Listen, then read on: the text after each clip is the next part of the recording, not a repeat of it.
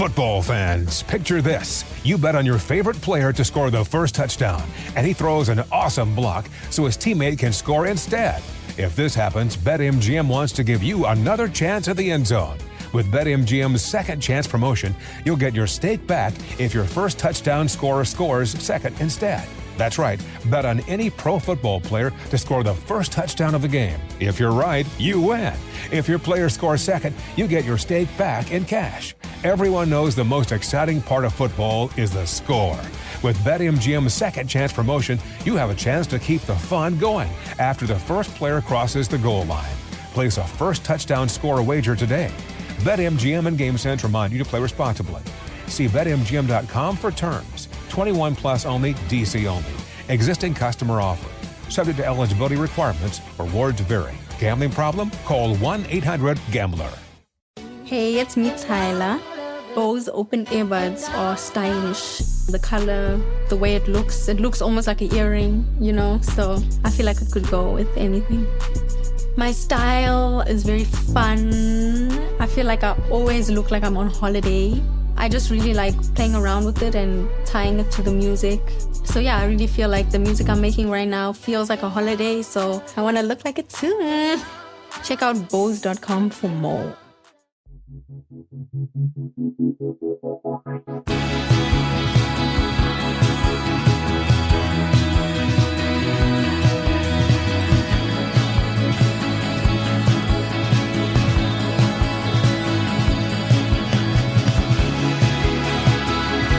Listening to 100 Words or Less with Ray Harkins. What is happening, human beings? Welcome to yet another podcast where we talk to people who are involved in independent music. If this is your first time here, we specifically care about the genres of like punk, hardcore, indie rock, emo, all that stuff.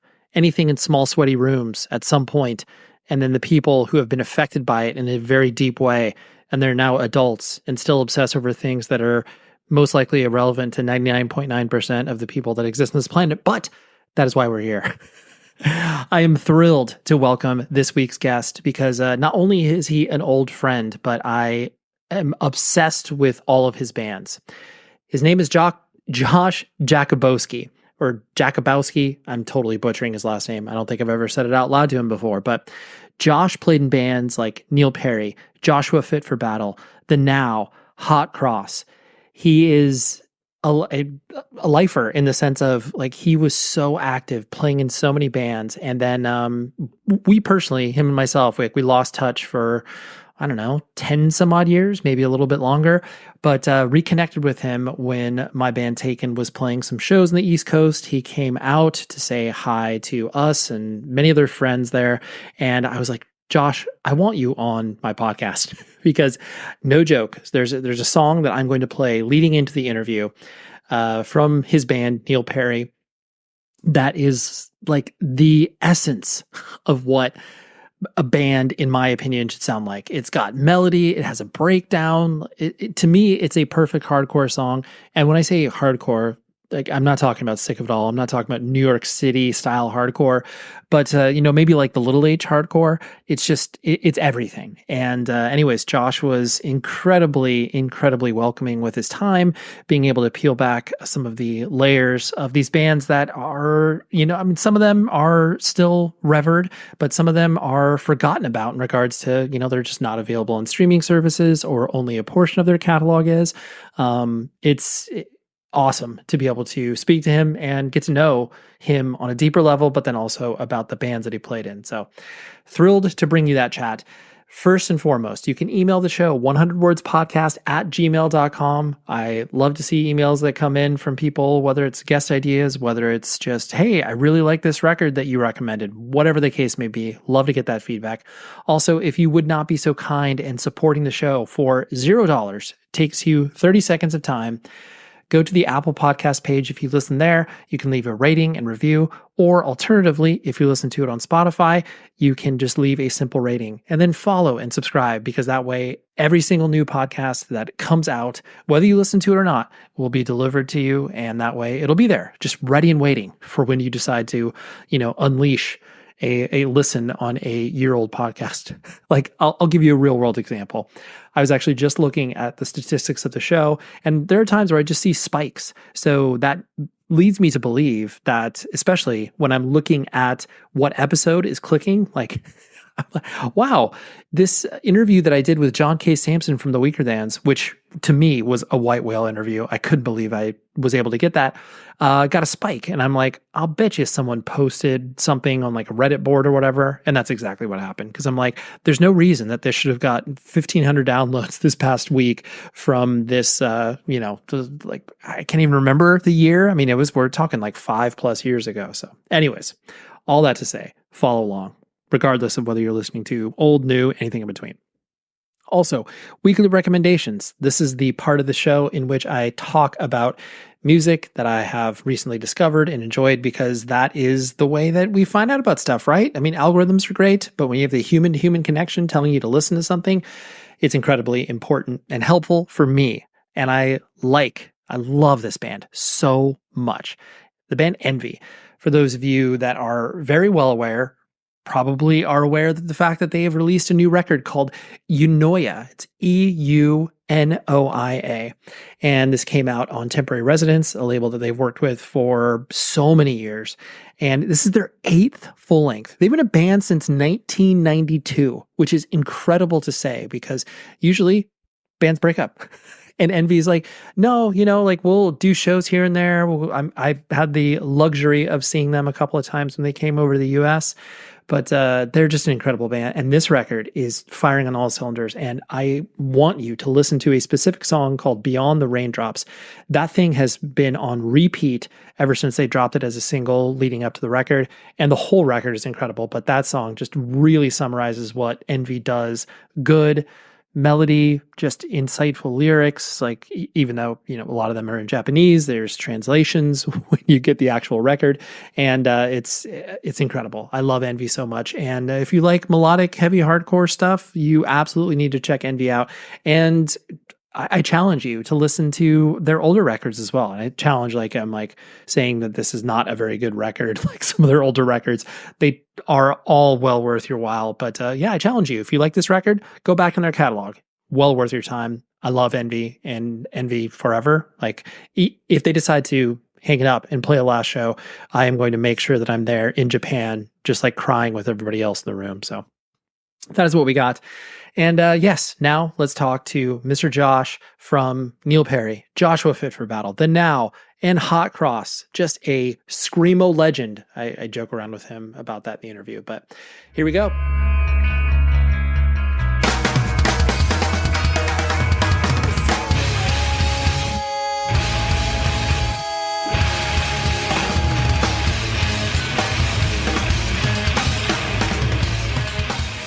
This might be a big question to start it off with, but just like your approach to playing in bands, it looks like you said yes to everybody. I know you didn't, obviously. Good way to put it. Yeah, but you seemed very comfortable in working with a lot of different people and a lot of different sounds and what have you. What motivated you to be as active as you were, that I just want to play guitar and make music with my friends, or was there something else attached to it? Yeah, I was thinking about this today, actually. So really, it was like Neil Perry was my main band. And then we met the Josh Fit for Battle guys before I was in the band, obviously. And then their guitar player left, so I just joined them just because we were such good friends. Once I went into that band, we started The Now, which was a combination of both the bands. So it was, again, like a friend thing. Hey, wouldn't it be cool if we did like a thing like this? It wasn't super, super serious, but we took it serious, but just to have fun in a different way with buddies, really. It's really what happened. And to your point, too, it's that era, the late 90s, early 2000s. Yeah. You had plenty of time because you were young. You also just had an abundance of energy, so you're going to say yes to everything. So you're like, oh, yeah, I'll play in 45 bands. Yeah, absolutely 100% correct. That's exactly. And looking back on it, we're older now, so I don't even know how I did one. I can barely do one band now, barely. For work and all that, but I can't imagine. I understand what you're saying. Just the energy to be able to do all of that is, when you're younger, you obviously have that, but then just everybody's in that same space where it's just, oh, why would I not play with my friends who just need a guitarist and like need help and all that sort of stuff? Yeah, it's funny. The best part of that band was band practice because we hung out half the time. We would just talk and hang out, and then we write songs. But the band practice was to hang, so it was easy and fun. And that was kind of our hangout. It was just, hey, let's get together, write songs, and we'd end up hanging out most of the time, writing stuff. It was just a cool thing to do at the time. It was just fun. Instead of the guys going out to the local pub to drink guns, like you just go into a smelly room with a bunch of guys and make different noises. Yeah, and it's fun. Like I was definitely inspired. You know what I mean? I was definitely feeling it then. Like a record would come out and it would inspire me and I would want to write. Like I was doing that all the time.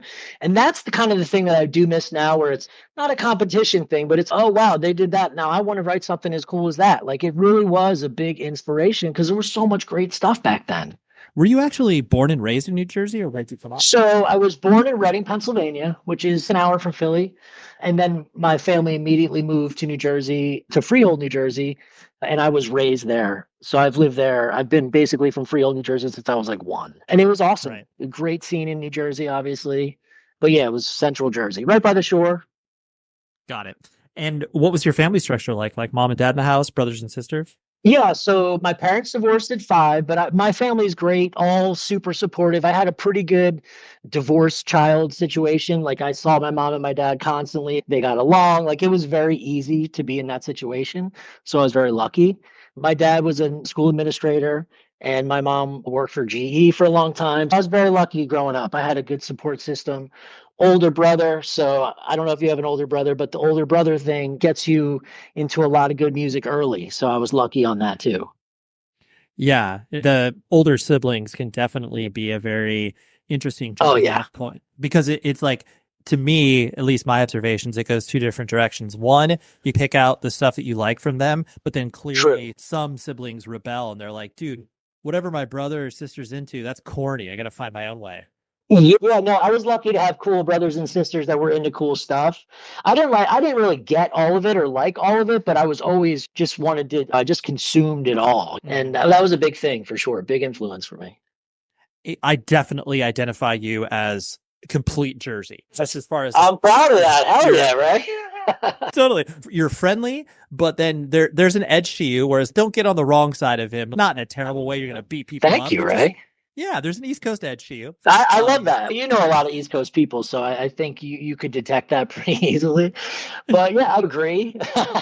So Jersey, Sure. but it's Jersey. It's a thing, and especially from Monmouth County, where I come from, it's just a great place to live. I was just super lucky to grow up here, and then the whole music scene was amazing. So I was just super lucky as a kid. And looking back on it now, I have a little one in my house now, and I was so lucky. So that really gave me a platform to do all this great stuff because I had a good support system.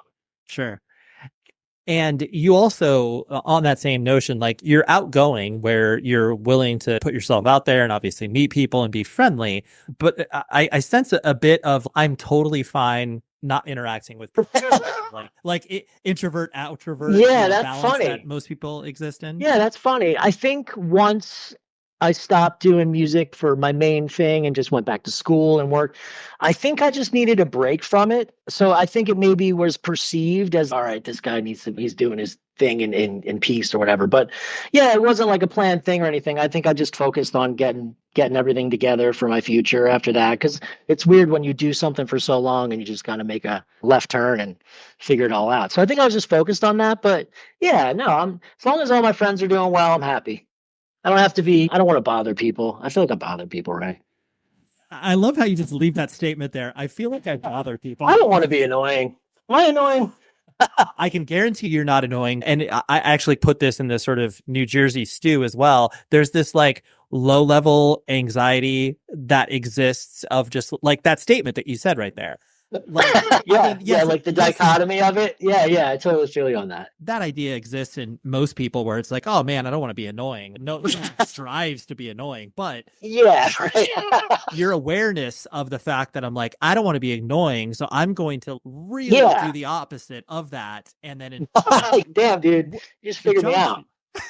I just try. That's I awesome. try to get to know people in a real way. But when I saw Brendan the other day, he's like, dude, what was up? Like, where you been? I don't know, man.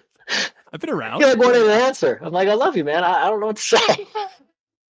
I am incredibly excited to tell you about MaddVintage.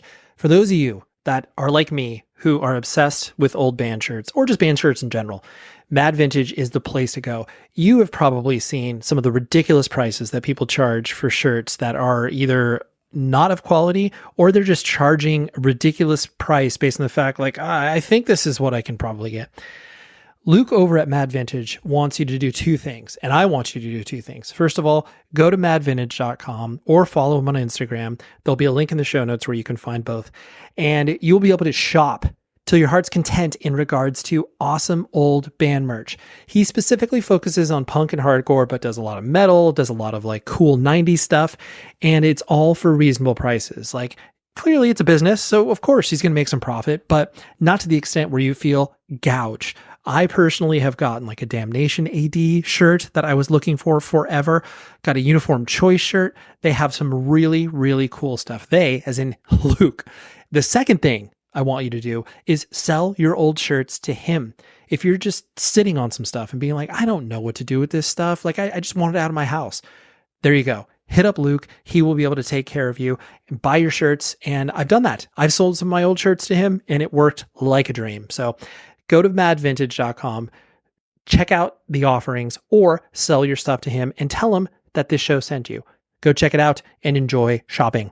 To that idea too, when you are so connected to people, whether it's touring, playing in music, bands, and you cannot see somebody for as many years as we hadn't seen each other. And then you just pick right up. No, it's pretty cool. Yeah. We don't have to warm up to each other. It's just, I'm just glad to see you. I'm glad you're here. Yeah, doing the touring thing and just this pursuit in general of just playing music for people, it definitely connects you with people big time. I feel it for sure. People I've toured with and going to different countries with and stuff, like I feel a big connection with that. And I don't know if everyone does, but I definitely do, for sure. Yeah. In having hundreds of these conversations, it's one of those things where it's just like a weird alternate version of team sports, except much weirder. Yeah, like just totally. That's a good call. Yeah, this pirate ship of traveling around and then on top of it playing completely unlistenable music for most people, but to a point that just bonds everybody. Yeah, and like early on for us, I think the first tour I ever did with Neil Perry, it was probably I'm not good with years, but it was probably like 99 or something or 2000. I had not 1 cent with me when I left. It's like I had nothing. So that kind of bonds you a little bit. Like, hopefully we can get home. Seriously, I don't know what I was thinking. I just like, all right, I'm good, and just left. Yeah, you didn't think. You were just like, honestly, like so ridiculous. Like I probably had like a bag. Like, all right, cool. Like, see you in 2 months. Right. As you were growing up and developing an identity, the high school or what have you, were you a sports kid? Were you into school? I was. Okay. Big time. Yeah, so I played soccer. Soccer was a big thing for me, still is now. Played it started at 5, played till like senior year in high school. And I wrestled in high school. I wrestled for a long time too. So I wrestled from like 6th grade to like 11th grade. And that was a big thing. That was like my life, in high school. And then I found punk rock and it's, now I got a problem here. Can't wrestle and be punk rock. What's his name from Tool? Maynard wrestled. I think he's like the only punk rocker that ever wrestled. But yeah, his dad was a wrestling coach. Pretty interesting. I'm sure there's more, but yeah, so it was funny. I was on the wrestling team, but then I'd go play shows. It was awesome, but people couldn't really figure me out. And especially at that time too, there was this really bright dividing line between being into sports and then being into punk. Oh, totally. Like you could do both of them, but you shouldn't talk about that to each of those crowds. Yeah, especially wrestling. That's like the most jock sport you can do, probably other than football. It was a good experience, but really I pretty much stopped doing that because I just wanted to spend more time just being a kid, really, and not trying to go win a state championship or something. Did you care about school? No, it's funny. Like my dad was an administrator, so I actually went to the same school he worked at. So I like walked down the hall, I'd see him in the hall. It was fine because my dad's cool as hell, but yeah, like I was never a school person. Even when I went to college, like it was just because I had to. I was just never into school. So obviously I just want to go play music. That's never a great plan. Yeah, that's not the point. I wasn't terrible at school, but I just didn't care. I was class clown in senior year though. Oh, you actually got voted in the yearbook for that? Yeah, I got that locked down. 3 people in Neil Perry were all had superlatives senior year. Most artistic, most individual, and I was class clown. Isn't that hilarious? That's so funny. I love that. I know. I just realized that like off the top of my head. It's hilarious.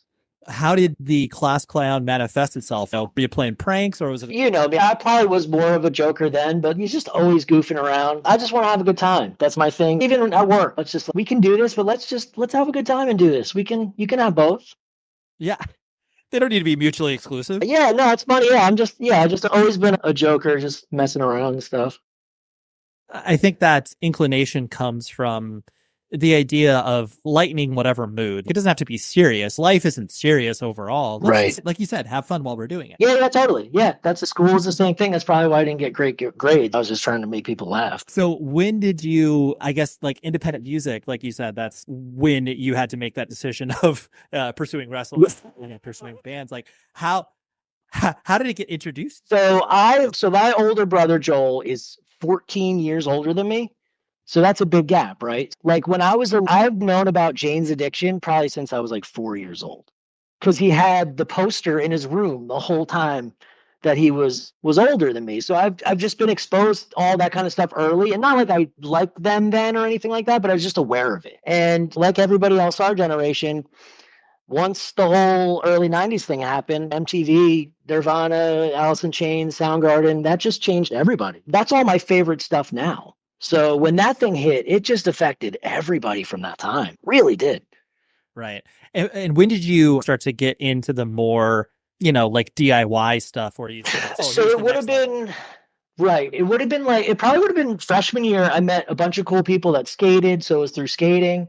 And it would have just been like all the Fat Record stuff, pop punk. I loved all that pop punk stuff. Green Day, obviously they're major. But once I found those friends, they've introduced me to all that underground stuff, like the Rev stuff and Initial, all that Gurn Blanston, just all those kind of underground labels that were just always floating around at the time. Now, we had a record store called Princeton Record Exchange that's still there, that they would have all this stuff in. So once I discovered Princeton Record Exchange, which is about 20 minutes from my house, that's where I was exposed, and I could really buy 7-inches and LPs and use CDs and really discover all that stuff. It was definitely a big thing. I do like when people from the East Coast get into the whole Epitaph and Fat Records and stuff like that. I know that anybody could get into that with the explosion of punk in the early 90s, but it really truly felt like such a unique West Coast thing where it's really cool though. Yeah.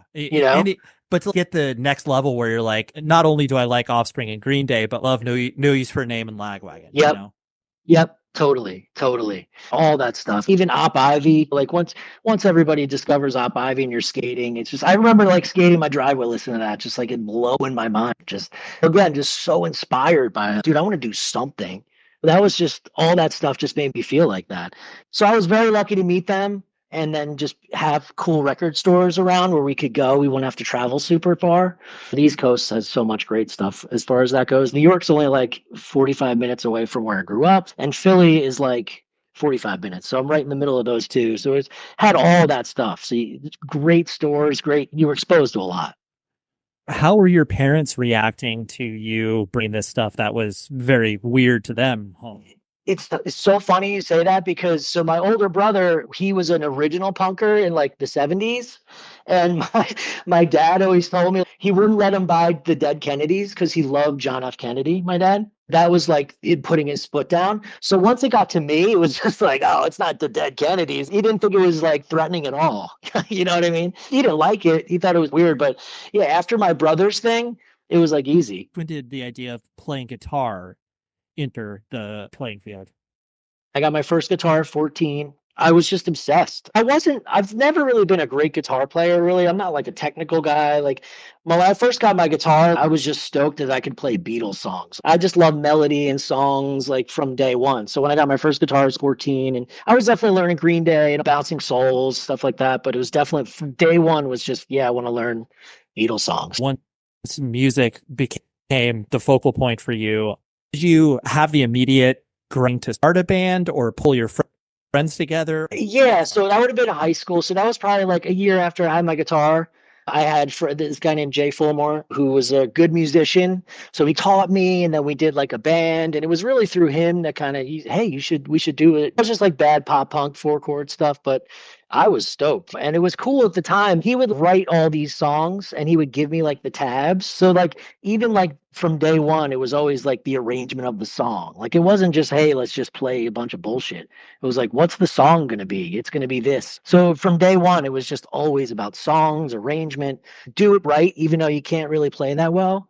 So that's where I started with all that kind of stuff. I always felt like the touches that you brought to all of the bands that you played in did have exactly what you're talking about, that structure. I can't begin to punish you on how much I love Neil Perry and Josh for Battle and that, but it was like just that element of being able to try That's really to cool.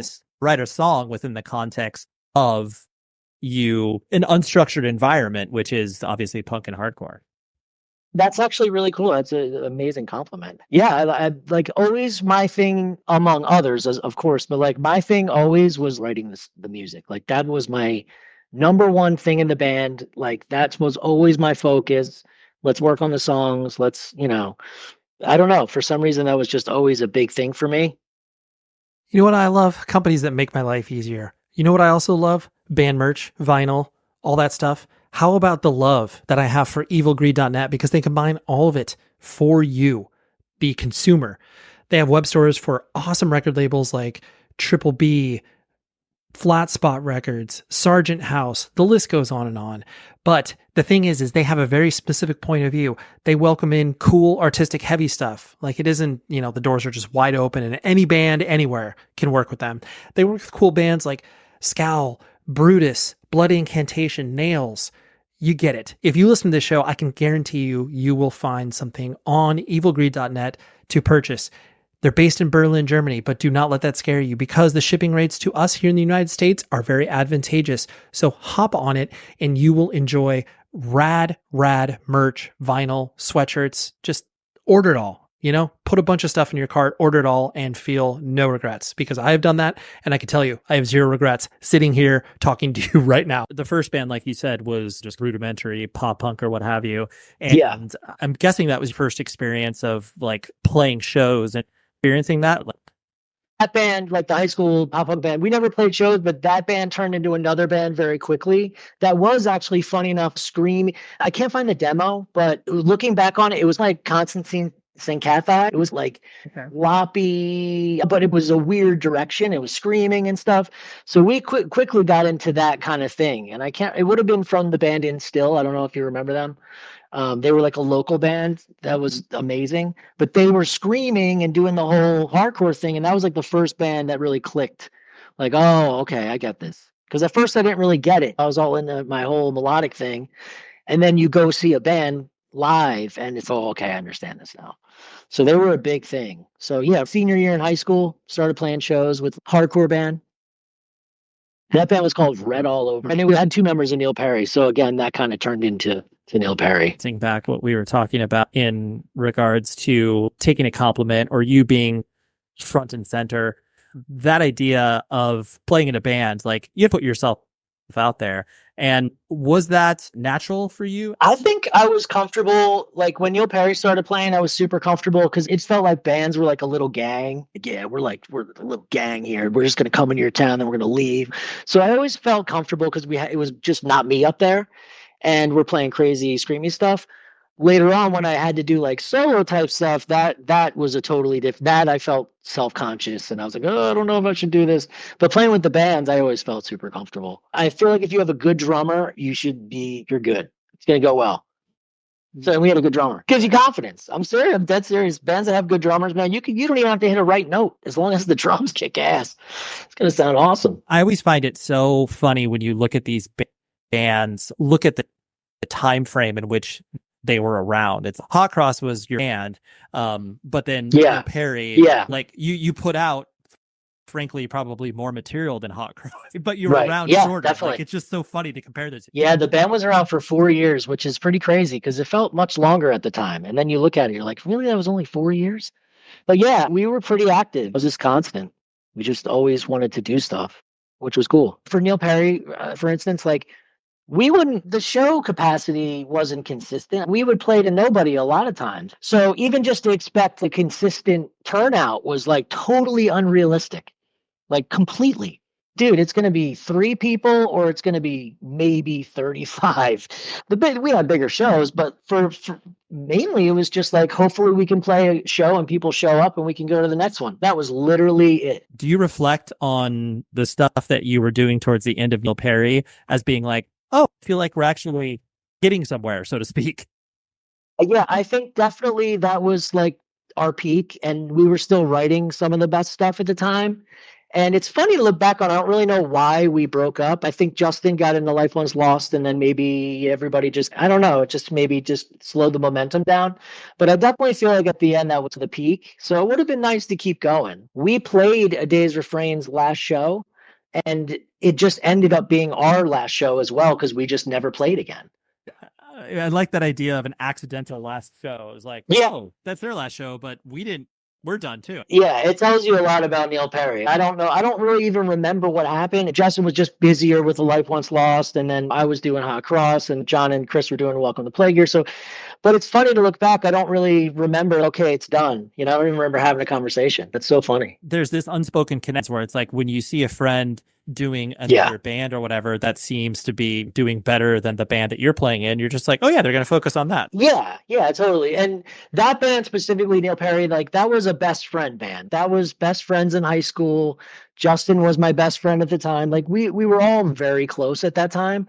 So that's probably the most special band that I did just because of that reason. But we met each other when we were like super young. That was definitely a brother band kind of thing for me. I know that we were joking about the fact that there was no plan for your life beyond just touring in bands or whatever. Was there pressure from, not your parents, but was there pressure to like, grow up and figure something out? So I was in school. I was going to college the entire time I was in the bands. I just didn't, I went, of course. I just didn't take it serious as an extension of high school. Like I just, just enough to just get it done. But I was going to school the whole time with an intention to graduate. But I ended up getting an opportunity with recording and stuff. So I pursued that instead of graduating. So I was in school the whole time, which I don't know how I had time for that. 5 bands in school and work. I don't know how I did that, but right. Moving on to the Joshua Fit for Battle stuff, you just joined because obviously there was a guitar player that was needed and you were able to fill that role. Right. What do you look back on that band experience? Because it was still people you were friends with, but it wasn't as long running as the Neil Perry relationships that you had. Yeah, no, that was another awesome, like super fun. Everybody was super close. We have a record called Brothers from Different Mothers. Like we hung out all the time. Like it was like one big family. It really was like that. So I was in Delaware all the time. So it just made sense to join the band. And it was just such a fun band. Like all those guys are super cool. Never took it super serious. It was just the same kind of thing. Let's just play cool shows and have fun. But looking back on it now, I felt a little weird because I was just the random guy from Jersey coming in, and they already had a whole established sound. And it definitely changed when I joined the band. I don't know if some people cared, maybe they didn't, but I don't know if everyone was like, yeah, this is great, this dude coming into the band and changing the sound. And so in the van of Josh Fit for Battle is when the Now was created. We were just going to a show, came up with an idea, and then we just started this other band. I don't know why, Ray. I don't know. I need to see a therapist. I don't know what that. I don't know why we needed another band. When you look at that era too, like every band did so many splits because you would say yes to almost every single opportunity. When are we ever going to do this again? Did you take to touring like a duck to water? Or no, I liked it. Yeah, I loved, like, the traveling was awesome. Like I'm a geography guy, so I like history and all that kind of stuff. So it was super cool for me. I loved it. Like if I was on tour just like with no money, just playing a show, I was totally happy. Yeah. And I know around this time too, especially when Hot Cross started to form, that's when it became, an important part of your life. And like you said, with the not pursuing college as seriously, was recording just like a logical extension for you because you enjoyed being in the studio, or was that just a function of your interests? I think it really just started from like we needed practice demos. So I was like the guy in the band that would do it. I met a really cool guy at the time named Andrew Frankel, who actually had a lot of knowledge about recording and did interning at big studios and stuff. So he taught me what he knew just to get started. And yeah, it was really just out of necessity. Hey, let's record some demos. And then eventually it was just like, we could probably just do the record here. And that's just what it turned into. And then I started doing other bands for Level Plane and stuff like that. and it just kind of grew. What enjoyment did you get out of recording? I really like the process. I always loved going to the studio. Recording with the bands was always like the best day ever. I was just ecstatic. I didn't know a lot of technical stuff, but I felt confident. Like I knew what I wanted to hear for takes and stuff like that, or even just like general mixing for that level. I just knew what I wanted from performances. So it just felt easy at that time too. Correct me if I'm wrong. When you did stuff earlier on for Circa, and did you work on some My Chemical Romance stuff? Yeah, I actually did. I think it was 3 songs, the demos for Circa that got them signed for Equal Vision. It wasn't because of the demos, but they just called me one day like, hey, we just need to record some stuff just so that the label can hear it. And they came over and did it. It was pretty cool. Didn't sound great, but it was pretty cool to see the band kind of form in front of my eyes. It was pretty exciting. And then their manager was Brian Schechter at the time, and he was managing My Chemical Romance. And he basically started a studio in North Jersey. And Anthony told him about me. I went up there and I worked for him for a little bit. And it was an amazing experience for sure. I wanted to bring up Hot Cross, this band that was made up of people who had experience with the DIY basement stuff, but then, had a sound that could live beyond that. Do you find like the intersection of business and playing in band? I don't think I got too involved with that side of it with the bands. Usually it was just the music side and doing all that kind of stuff. Definitely with Hot Cross, Greg was running the show. He ran level playing. He had a lot of experience. And I feel like Greg kind of oversaw all that kind of stuff for us. So we didn't really need to work on it. I mean, we would discuss everything and as a band, but he kind of he's this very smart guy. He knows what he's doing. And he just kind of would take care of a lot of stuff for us. Like we went to Japan. That was all from him, totally 100%. He hooked that up. So yeah, he kind of managed all that stuff. And I think that's why we had a lot of cool opportunities, definitely. Right. You were participating obviously in the band, but you were probably thankful you didn't have to drive those conversations. You could just democratically vote on things.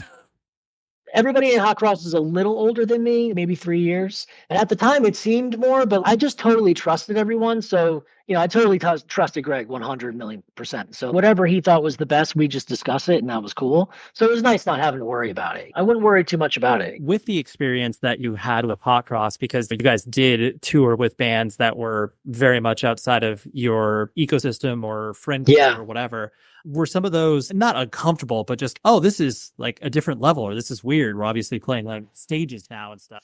It was cool. And also, if you're going to not do music for a living, but full time, but you should be ready to play bigger shows and different shows and with bands that aren't exactly the same. I always thought it was cool. I don't know how the crowd would like us, but I always was down for that. In New Jersey, like all the shows, even early on, it was so eclectic. So I was always used to like different bands playing at different levels with each other. That's kind of just always was what it was. Let's go. Our friends from Rockabilia.com are back because they have great stuff that's officially licensed from bands. Like you may have heard of a band called Metallica, right? You probably are aware. How about they are doing a limited edition timed Halloween release? They've been doing this for a bunch of cool bands like Ghost. They actually did one for Twisted if you're into the Insane Clown Posse world. But go to rockabilia.com and use this promo code 100 words or less, the number 100 words or less. It gets you 10% off your entire order. And what makes this company cool is they ship from the Midwest here in the United States. It's all officially licensed and they have a dearth of items. They have like over 500,000 things that you can look at on their website. And I can guarantee you as well, you'll be able to find merch for your friend, your mom, your dad, your brother, your sister, all of that stuff, because they have a very, very wide berth in regards to the band's merch that they offer. You can be like, you know what? I want a Deicide shirt and a Grateful Dead shirt. No problem. How about Fish and, Slayer? No problem. That's how they roll. So go visit rockabilia.com, use the promo code 100 words or less. That's the number 100 words or less, and you will get 10% off your whole order. Shop till you drop. You guys put out a decent amount of stuff and obviously reputable indie imprint with, was it Hope Division? Is that what Dan called it? Yes. How did you feel like that experience of putting out a record with a label that was obviously not just one person in a basement, so to speak? Did you feel like that was a different experience? when that came up, I was all about it. When they were like interested and they were fans of the bands and stuff, we were discussing because we were on level playing forever and that was Greg's thing. I was all about it. I said 100% we should do this and just see what happens. Like, why not? You know what I mean? I don't see why more exposure would be bad.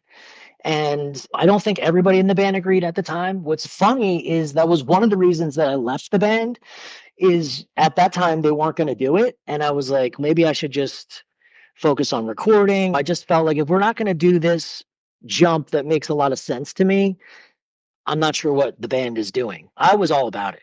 So I left the band partially because of that. And then they ended up doing it, which is hilarious. Right. You're like, oh, I guess I'm not around for this. Okay, cool. Yeah. I ended up like co-producing and recording the record, which is a funny thing. Right. They recorded it and they weren't happy with it. So they came and re-recorded it with me. And I'm so glad they did because I was really proud of it. And it was cool to be a part of the band in that way. Yeah. Where it was like you obviously have a history with them, but you can come at it with a slightly different perspective. Oh yeah, totally. And I wasn't in the band anymore, so I could like really push God. I could like really, all right, Billy, gotta do it again. I don't know. I just really pushed everybody as much as I could. You know what I mean? It worked out awesome. I'm interested in the fact that you always were very attached to the music aspect and obviously the friendship and DIY of it all. But all the bands that you played in seemed to have a very, yes, you were confrontational to a point, but never had this overarching message. Yeah, no, it's funny you say that because Neil Perry was seen at the time as, so we did a tour 7-inch and Chris, who was a hilarious guy who played guitar in the band, he found in the street these gay porn mags and he decided to make the cover of the 7-inch these gay porn covers. And that was no bueno with a lot of people. And looking back on it now, I wouldn't do that now, but it was somewhat sexualized. And dude, we got a lot of hate for that. And we just thought it was funny. We're just jokers, you know, we just want to have fun. Don't act like I don't have one of the toilet covers that I picked up at Repo Records. That's amazing. Like 15 years ago. And I was so excited about that. But that's amazing. I mean, it tells you a lot about the band. We just always wanted to do funny stuff. We never really took ourselves serious at all. You know, like throughout the band, it was always about just having fun and doing funny stuff. Look at all the song titles. Most of the song titles from Neil Perry are all real situational things, like almost all of them, like inside jokes and stuff like that. Funny. So, you know, it was all about just having fun. That was the whole thing. Two specific things about one of them being the Now, like what you referenced, where you just formed it in the van as you were going to a show or what have you. Yeah. Did you guys played a couple of shows, right? Or did you never play? No, we did. So we played a bunch of shows, and obviously it would be sporadic, like in between the other bands that were just more of a main thing. But check this out. I don't remember what year it was. So Neil Perry did a tour, a full US. We did a tour from New Jersey to California. And then when we got in California, it turned into the Now, and the Now played the tour home. So we actually insane. did. Yeah, isn't that crazy? I just like again, like what were we thinking? That's so dumb. I like how you shift in the middle of a tour to a different band. That's incredible. And dude, it was like different people. And Kevin, this is even more insane. Kevin, the singer, he was a singer of the Now, drummer in Josh for Battle. Like halfway through, like the first leg, he's like, dude, I want to go home. Like, this is boring. You know, he was just like riding with us. He was like a roadie for like 2 weeks. So he went home. So we had no singer. So, oh my God. I don't know what we were thinking, but we made it home. It was, so that was because we wanted to play the Now in California because the Neil Perry had already been there. So it was like, that was always the destination. So we wanted to play out there for that whole scene. And we did. I remember how many shows. We probably played, I think 4 or 5 shows in California. It was so ridiculous. And it was funny too, because we'd show up to a show and nobody really knew who was playing. They're like, who's playing? And it's, oh God. Absolutely. And then the project did with our mutual friend Vadim and Superstitions of the Sky. Yeah. Like that, again, that just shows the fact that you not only can do a lot of different musical things, but that you are always down to work with friends and be like, oh yeah, like let's try out this acoustic project that people are going to compare to Dashboard Confessional. But what do you remember about that experience? So it was never supposed to be anything. It really, you could thank Andy Lowe from Robodog at the time, but Robotic Empire now. He was my roommate at the time. And these are just songs that I had that because I love Ida. You remember that band Ida? You remember them? Yep. I love them. Like all that kind of stuff. Secret Stars, Jeff Farina. Like I loved all that kind of indie acoustic stuff. So I would just write that stuff at home because I love melody and all this stuff. So he's like, dude, I'll put that out. And I was definitely apprehensive. So once it became more of a like, okay, I'm going to put this record out, which was amazing. I mean, it's awesome that he believed in it that much and put all the money into it. Kevin from The Now and Josh for Battle, he was my partner, and then we've recorded the record together. Then we did a bunch of shows, and then I eventually did it with Vadim, and we did another record together. And Vadim was more of the main. Me and him were really the main guys in the band for most of the time. And then talking about like when you stepped away, obviously from like playing in active bands and you were focused on recording, and then like you said, transitioning to a life away from being like, oh, I'm just going to tour or what have you. Yeah. What did you feel like you were missing? What did you feel, not the pull away from playing music, because that's, you know, obvious you're going to feel that missing in your life or what have you, but were you excited to turn a new page? Something like, all right, now this is where life is taking me now. Like when I was recording, like doing everything, like all the music stuff. Yeah. That was not a good time for me, I remember. I think I was just bummed. I don't know why, because I think that was really the only thing I ever really wanted to do. I got to do something in music. But so I wanted to be a teacher. So I went back to school to get my education degree. And I think it was a little bit of a bummer. I definitely missed it, but it just felt like its time had passed kind of thing. Like it just ran its course kind of thing. And it took me a number of years to really get in a good place and just, okay, my life's pretty good now. I got a stable situation. It took a little while. I was scrambling for a little while there, just going to school and just, you know, it was definitely a weird thing. Correct me if I'm wrong. You have 2 little kiddos at home? One. She's my niece. She lives with me, and my sister lives here, and I help raise her. She's 8, and it's just amazing having her in my life for sure. And that's been really good. I have a good situation with my job and stuff. Things have been good. And the funny thing is now I do music again. So it's kind of funny how it all works out sometimes. So what happened was I had a crazy injury. I had the crazy fall in 2014 and I almost died. And I was in the hospital for a while. I was out of work for 2 years. I had this big recovery thing, and that's what got me back into music. Like I was just at home all this time and I needed to do something with my brain. I just wanted to do something creative, and that's what got me back into it. This crazy thing that I went through. Can I ask, how did you injure yourself? I didn't know that. Of course. Yeah. So I was working in a warehouse at the time, and I was at the very top of the warehouse, and the platform that I was standing on gave out, and I fell head first, like about 30 feet. So I destroyed both my arms and cracked my head open. But luckily, like those were the only injuries. Like I had no internal injuries. It was bone breakage. But it was pretty much like a miracle, man. Like it was crazy. Was it that you were afraid that you were like, oh, I'm literally never going to be able to pick up another guitar and do anything like that? Yeah, it's funny now, but like on the way down, I was literally like, all right, well, it was a good life. That was fun. I'm not going to survive this one. I'm dead serious. Yeah, I was like, oh man, this is a bummer. Like that's it.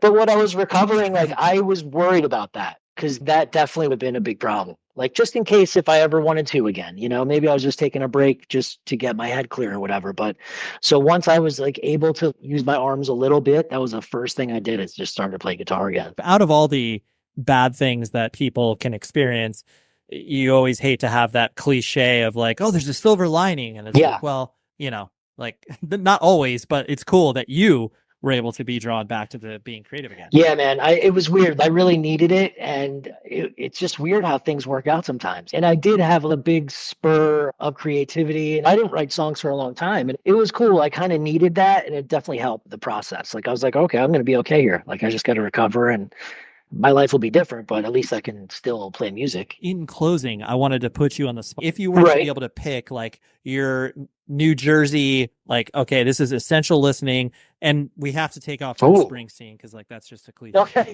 So, he's from my town, so that's funny that you brought him up. We're from the same town. I would love to. Maybe the Gaslight Anthem can hook me up. About time they did. So what would you put on your kind of like DIY New Jersey, like punk and hardcore, like, all right, here's some essential listening for people? Okay, so definitely number one is Endeavor. Do you remember Endeavor? Oh God, Mike Oleander, just the best. Yeah. Dude, they were huge. Like I saw them. So they played the Dead Guy show, and that show was like an unbelievable show. And they blew me away. And like from that day, I was like, okay, I want to do that. Whatever that was, I want to do that. So they're number one. I think you and I were a great band. Do you remember them? Mm-hmm. Yeah, they were great. They were friends, obviously, but they were a big thing at the time. You got to throw Dillinger in there because they're Dillinger. I saw them in a basement. And so when they used to play like early on, like 97-ish or something, they'd play a basement in New Brunswick and they wouldn't be back. They would just destroy the place. Like they would just get banned from all these houses. It was incredible. I got to throw Bouncing Souls in there. They were great. Lifetime, got to throw Lifetime in there. Number one. That was that. Hopefully that gave you a little bit of insight into Josh, his music. The fact he's playing in a band again has me incredibly excited because I just think he's a very talented guitarist and has a very good mind for songwriting. So I look forward to all the music that he is able to pump out, whether it's a ton or whether it's just a couple songs. I don't care. I just need more Josh in my life. So next week, I have a great discussion with Katarina, the lead vocalist from Escuela Grind. Such a good band. Talk about hard workers. Like I was looking at some of their tour schedules over the past, year or two, and it is unbelievable. I mean, better part of like 200 plus shows a year, and the band lives together. They're just an incredibly unique story. And the fact that this is Katarina's first band, which is also a wild thing to say. And the fact that they are successful on their own terms and are really just doing the Lord's work, as far as I'm concerned, for your local power violence grindcore band and getting a lot of recognition, which is awesome. So that's what we got next week. Katarina from Escuela Grind. Until then, please be safe, everybody. This podcast is supported by BetterHelp, offering licensed therapists you can connect with via video, phone, or chat. Here's BetterHelp Head of Clinical Operations Hesu Joe discussing who can benefit from therapy.